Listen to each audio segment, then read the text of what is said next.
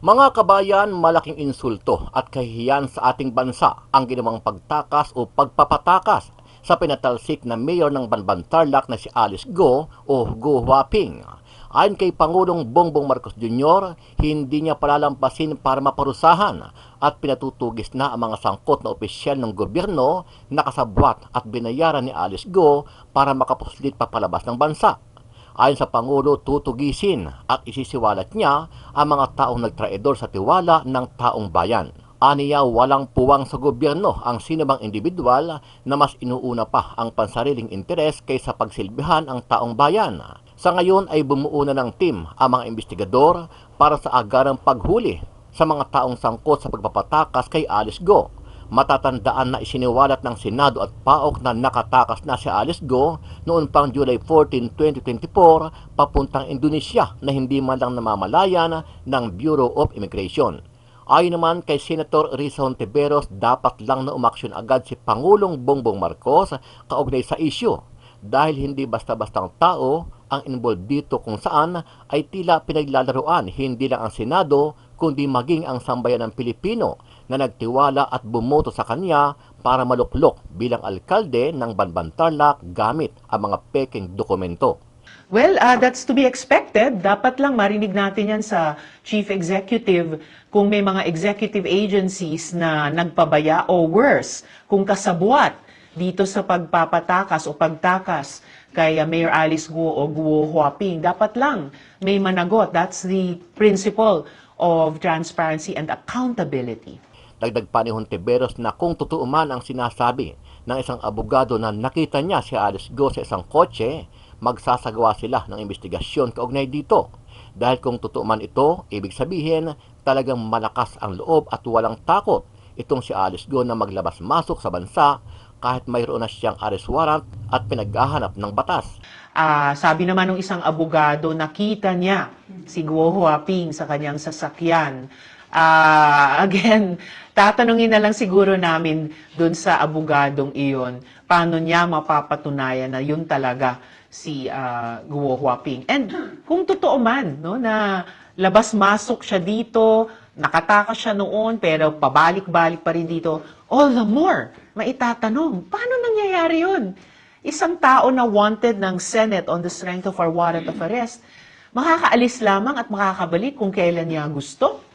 Samantala, ganito rin ang pananaw ni Senator Win Gatchalian matapos ibunyag ni Atty. Galicia na nagkita sila ni Atty. Go sa kanyang law firm sa Bulacan nito lang nakalipas na July 14, 2024. Ayon kay Gatchalian, ipapatawag nila sa investigasyon sa Senado itong si Atty. Galicia para kumpirmahin kung totoo man ang mga sinasabi ng naturang abogado. Wala ho si Atty. Galicia, pero nakausap po ng staff ho natin sa telepono at ang sabi ho ni Atty. Galicia na si Guo Huaping ay pumunta sa kanya personally on August 14, 2024. At despite na mayroon pong arrest warrant, ay hindi ho ito pinapansin at imbes lumalabas at bumabalik po sa ating bansa. Kung totoo po na meron ho siyang personal appearance dito po kay Atty. Galicia. Talaga pong pinaglalaruan po yung ating institusyon at itong taong to, itong abogadong to ay dapat po maimbitahan para malaman ho natin ang katotohanan. Sa panig naman ng Presidential Anti-Organized Crime Commission o PAOK, 3 possible exit ang dinaanan ni Alice Go papalabas ng bansa. Ayon sa PAOK, kailangan nilang magsagawa ng masusing investigasyon kung sino-sino ang mga taong tumulong sa pinatalsik na alkalde at sinisiguro niya na may malaking kaparusahan ang kakaharapin ng mga taong kasabwat ni Alice Go. 3 possible exits, one in the northernmost tip of Luzon, another in the westernmost tip of Luzon, and the last is in the Mindanao backdoor exit. Given the limited information we have, we were caught off guard. So obviously somebody dropped the ball, so kinakailangan po talaga yung masusing investigasyon dito. Tiniyak rin ng PAOK na gagawin nila ang lahat upang maibalik sa bansa si Guo o Guo Huaping. Kabilang na sa kanilang ginagawang hakbang ay ang pagpapakansela sa Philippine passport ng mga magkakapatid na Guo. kapag nakansela na po ang mga pasporte ng mga ito, the primary requirement of travel, which will be the passport, would be lost to them. Pag nagkaganon na po, magti-trigger na po yon ng tinatawag nating blue notice at saka red notice ng Interpol, and that would allow the law enforcement agencies ng lugar na yon to arrest them, transfer them to the Philippines. So we're going through that procedure na po as of now. Ano ang masasabi mo dito, kabayan? Sino kaya ang mga taong gobyerno na tumulong kay Alice Go para makalabas ng bansa at magkano kaya ang ibinayad sa kanila para sa pagtakas nito na hindi man lang natunugan ng mga otoridad na nagbabantay sa kanya? Sama-sama nating panoorin ang buong video at pag-comment nyo po ang inyong mga reaksyon at sariling opinyon. Pero bago yan, muli po ako nag-iimbita sa mga hindi pa po nakasubscribe sa ating channel na Kabayan News PH, pakipindot po ang subscribe button at pakiclick na rin ang notification bell para lagi kayong updated sa mga bagong upload natin na legit at napapanahong balita. Maraming pong salamat. Pinaglalaruan ho tayo at iniinsulto ang ating institusyon dahil nung August 15, 2024, nag-file po si Go Huaping aka Alice Go ng motion to reopen and admit attached counter affidavit. Ito po yung patungkol sa kaso niya na i-file po ng DOJ sa human trafficking. At dito po sa counter affidavit, meron pong notary public na notarized po on August 14, 2024 by a certain attorney Elmer Galicia. Yung kanyang opisina ay nasa San Jose del Monte, Bulacan. At pinapunta ko ho yung staff ko to verify whether this law firm is indeed legit. May law firm naman po, may tao naman po sa law firm. Wala ho si Attorney Galicia, pero nakausap po ng staff ho natin sa telepono at ang sabi ho ni Attorney Galicia na si Go Huaping ay pumunta sa kanya personally on August 14, 2024. At despite na meron pong arrest warrant, ay hindi ho ito pinapansin at imbes lumalabas at bumabalik po sa ating bansa. Kung totoo po na meron ho siyang personal appearance dito po kay Attorney Galicia. Talaga pong pinaglalaruan po yung ating institusyon at itong taong to, itong abogadong to ay dapat po maimbitahan para malaman ho natin ang katotohanan. No? Either siya ho'y nagsisinungaling at wala pong personal appearance o talagang balik-labas po ng ating bansa na lumalampas po sa Bureau of Immigration dahil hindi naman po makakalabas at makakabalik po ng ating bansa kung hindi po tinatatakan po yung kanyang pasaporte. May mga ulong gugulong at mananagot. Ito ang tiniyak ni Pangulong Ferdinand Marcos Jr. matapos makaalis ng Pilipinas ang tinanggal sa pwesto na alkalde ng Bamban Tarlac na si Alice Guo. Ayon kay PBBM, ibubunyag ang mga salarin na nagtaksil sa tiwala ng bayan at tumulong sa pagtakas ni Guo. Nasa ilalim na anya ng masusing investigasyon ng insidente at ang mga may sala ay masususpinde at papanagutin sa buong bigat ng batas. Ayon pa kay Pangulong Marcos, ang pag-alis ng bansa ni Guo ay malinaw na nagpapakita na may naganap na korupsyon na siya namang nagpapahina sa sistema ng hustisya at pagtitiwala ng publiko. Sa text message naman ni Executive Secretary Lucas Bersamin na siyang chairperson rin ng Presidential Anti-Organized Crime Commission o PAOC, sinabi nito na sa lalong madaling panahon nais ng Pangulo na magkaroon agad ng resultang investigasyon. Ayon kay PAOC spokesperson Winston John Casio, sinimulan na ang masusing investigasyon kung papaano nakalabas ng bansa si Guo sa gitna ng Immigration Lookout Bulletin o ILBO sa dismissed mayor. Paliwanag ni Casio, kapag may ILBO ang isang tao, dapat na may reportorial mechanisms o dapat may lalabas na ulat ukol sa paglabas ng bansa nito. Sa kaso ng mga magkakapatid na Guo, walang lumabas na opisyal na ulat ukol sa kanilang paglabas ng Pilipinas. Sa ngayon, 3 exit points ang tinitignan ng PAOC na posibleng dinaanan ng mga ito. 3 possible exits. One in the northernmost tip of Luzon, another in the westernmost tip of Luzon, and the last is in the Mindanao backdoor exit. Given the limited information we have, we were caught off guard. So obviously somebody dropped the ball, so kinakailangan po talaga yung masusing investigasyon dito. Tiniyak rin ng PAOK na gagawin nila ang lahat upang maibalik sa bansa si Guo o Gu Huaping. Kabilang na sa kanilang ginagawang hakbang ay ang pagpapakansela sa Philippine passport ng mga magkakapatid na Guo. Kapag nakansela na po ang mga pasporte ng mga ito, the primary requirement of travel, which will be the passport, would be lost to them.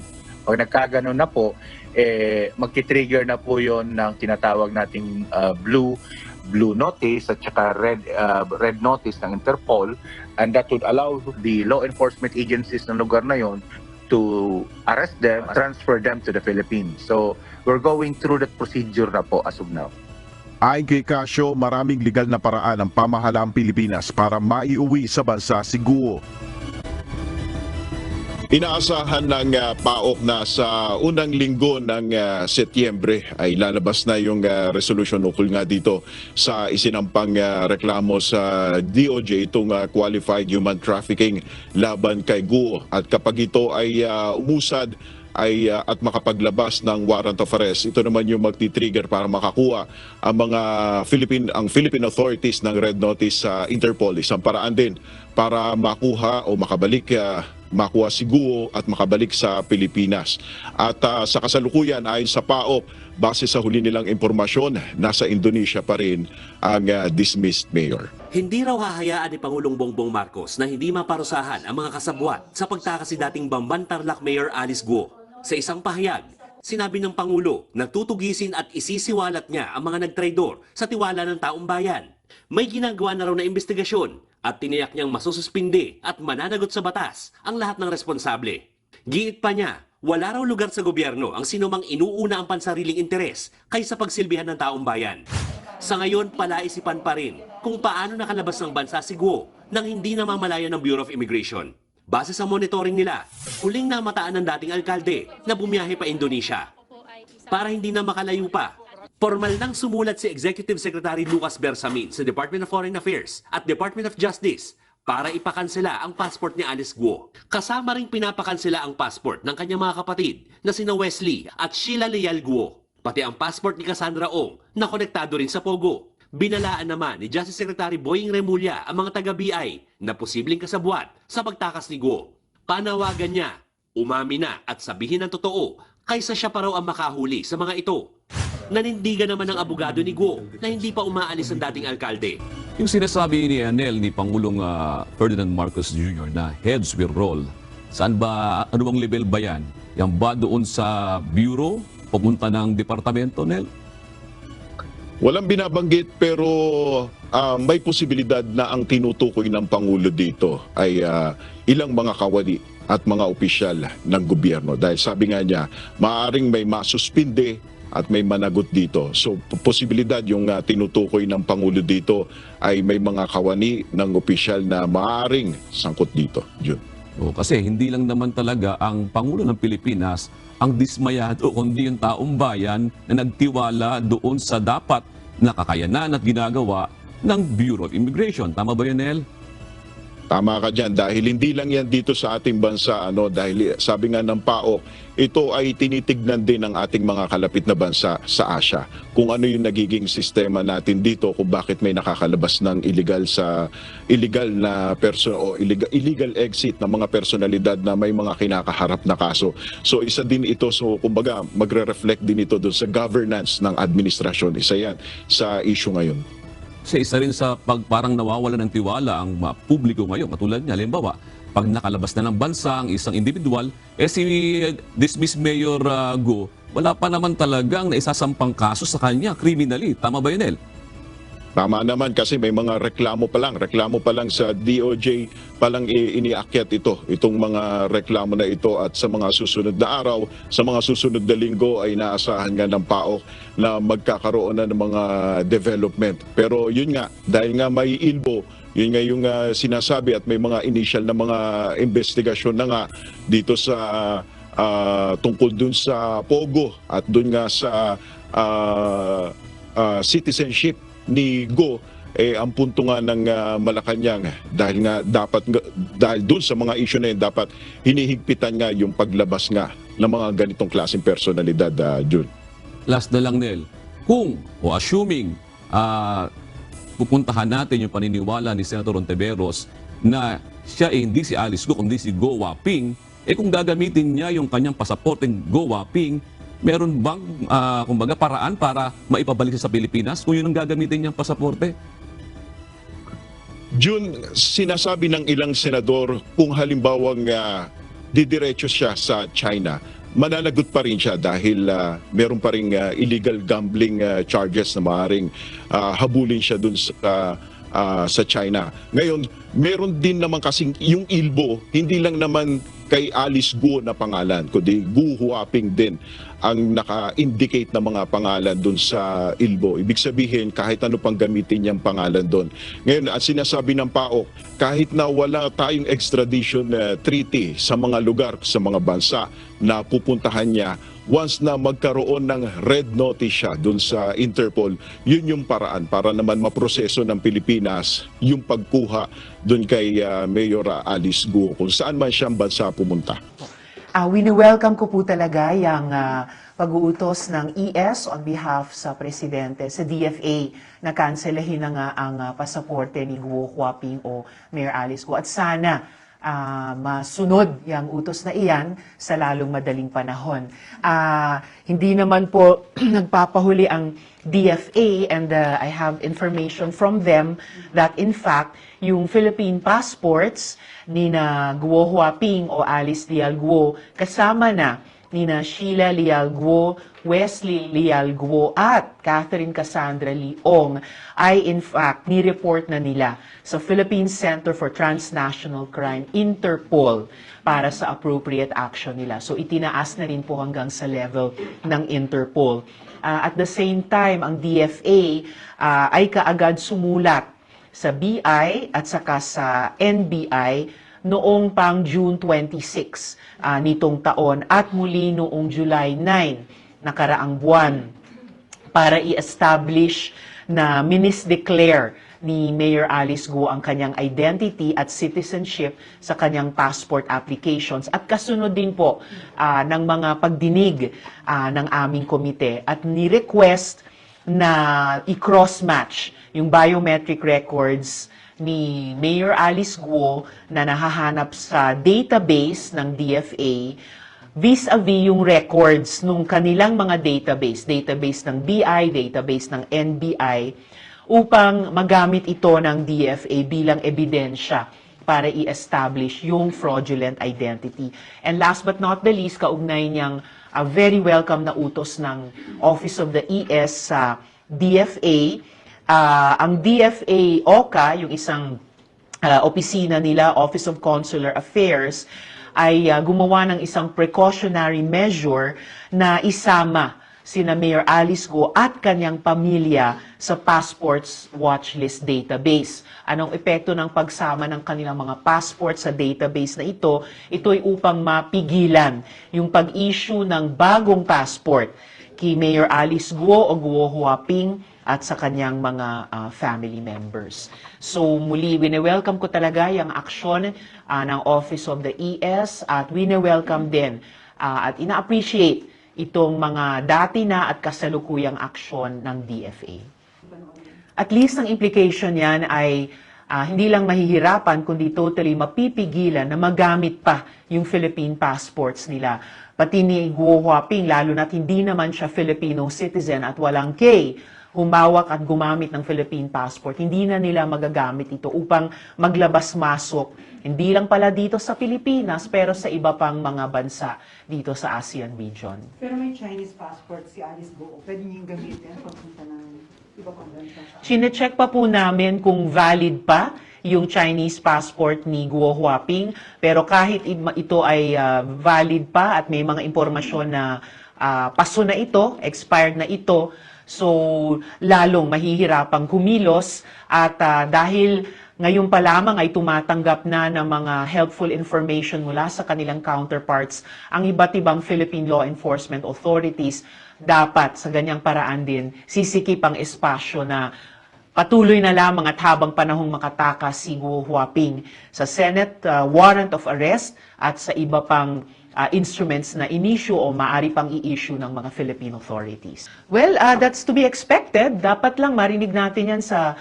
Chief Executive kung may mga executive agencies na nagpabaya o worse, kung kasabwat dito sa pagpapatakas o pagtakas kay Mayor Alice Guo o Guo Huaping. Dapat lang may managot. That's the principle of transparency and accountability. Yes, yan po ang iimbestigahan at aalamin ng committee hearing na bunga ng pag-raise ko ng question of privilege at yung manifestation kong iyon ay nirefer sa Senate Committee on Justice and Human Rights. So nakasulat na ang chair nito na si Minority Leader Coco Pimentel sa Majority Leader na siya ay magbubuo ng isang subcommittee ng Committee on Justice na ako po yung i-assign niya na manguna dyan para imbestigahan lahat ng mga issue, lalong-lalo na yung tanong na iyan, paano at bakit at sino ang mga kasabwat o pabaya sa pagtakas ni Alice Guo. Magkakaroon na po ng hearing sa susunod na linggo, araw ng umaga ng Martes, August 27. So Martes, August 27 sa umaga at kinukumpleto na namin ngayon yung mga resource persons. Lahat ng naging laman ng mga balita these past couple of days upang mag-shed ng light mula sa panig ng gobyerno hanggang sa panig ng mga abogado at iba pang named persons dito sa pagtakas ni Guo Huaping sa Pilipinas. Ano po ba ito? Sabi nila naniniwala sila na nandito pa si Guo Huaping. Unfortunately, sa kasong ito na ang dami ng controverting pieces of evidence o information man lamang, hindi lamang mula sa mga otoridad dito sa Pilipinas, pero sa mga counterparts ng ating mga otoridad o mga resource persons mula sa ibang bansa.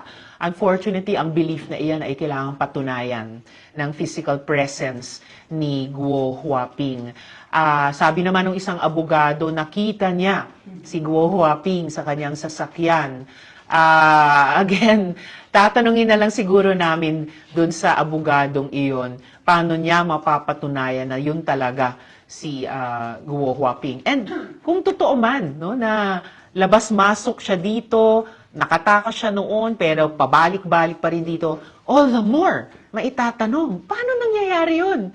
Isang tao na wanted ng Senate on the strength of our warrant of arrest, makakaalis lamang at makakabalik kung kailan niya gusto. Hindi yan acceptable dito sa atin at mukhang naging concern na rin ng mga authorities at ibang concerned parties sa ibang mga bansa at sa ating rehiyon.